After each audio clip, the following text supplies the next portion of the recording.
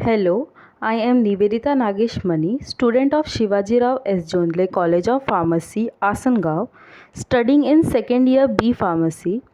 In this video, I will explain you Unit 1st of Physical Pharmaceutics subtopic Coaservation, Peptization and Protective Action under the guidance of our principal and professor Dr. Nitin Mohire.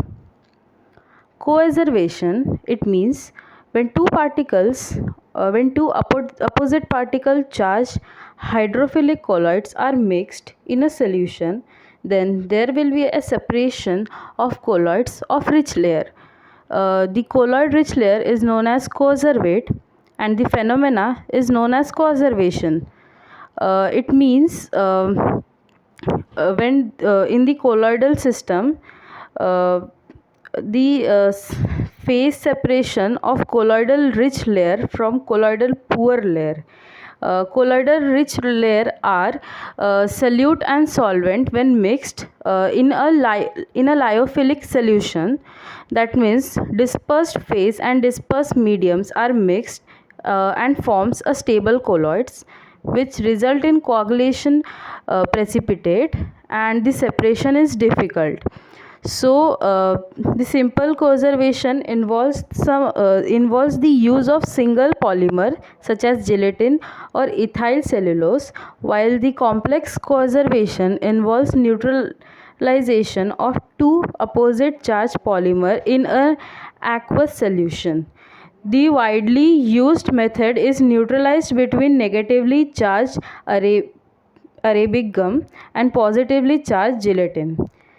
It simply means when we add cation and anion, that is solute or solvent, in a mixture. This is the introduction of an conservation agent, and the solution will form turbid. And then if we allow to stand without any disturbance, the solution leads to two phases. First is conservate phase and second is equilibrium phase. Peptization. Peptization is a process of converting a precipitate into colloidal dispersion by shaking it with dispersion medium in the presence of small amount of electrolyte or peptizing agent. It is simply means to the unstable colloidal dispersion which has freshly precipitate formed at the bottom. When we pass into it any electrolyte or peptizing agent, that is positive or negative, the solution would be stable. And for example, FeOH3, ferric oxide, is a precipitate, and when we add Fe3 plus electrolyte into it, it will separate out it. It is used for the formation of stable colloidal dispersion. The electrolyte is also known as peptizing agent, and this is the most stabilizing agent also. For example, the addition of small amount of dilute HCl to stannic oxide precipitate gives a stable solution of stannic oxide. The methods which are used into it is by adding another colloid into it or by washing precipitate. Protective action. Protective action means addition of lyophilic colloid solution into lyophobic colloid solution to prevent a lyophobic solution from coagulation. Lyophobic solutions are very bad, so they start to coagulate. To stop this process, we use lyophilic particle to add into it so that it does not coagulate, and this phenomena is called as protective action, and the lyophilic colloid used for this purpose is known as protective colloids.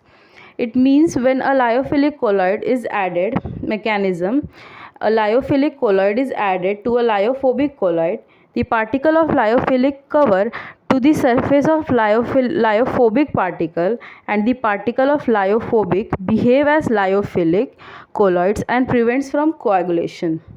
As shown in this figure, the inside one is lyophobic and the outer one is lyophilic particle.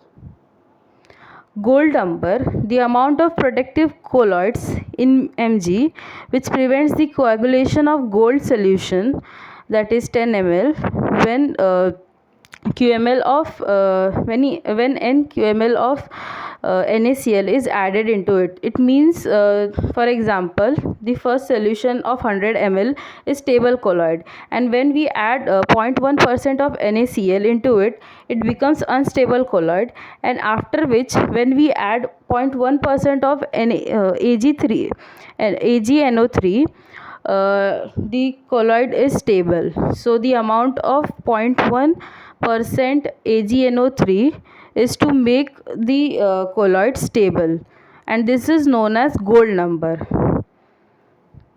Thank you. The reference is from Nirali Prakashan, which is physical pharmaceutic book, and other website.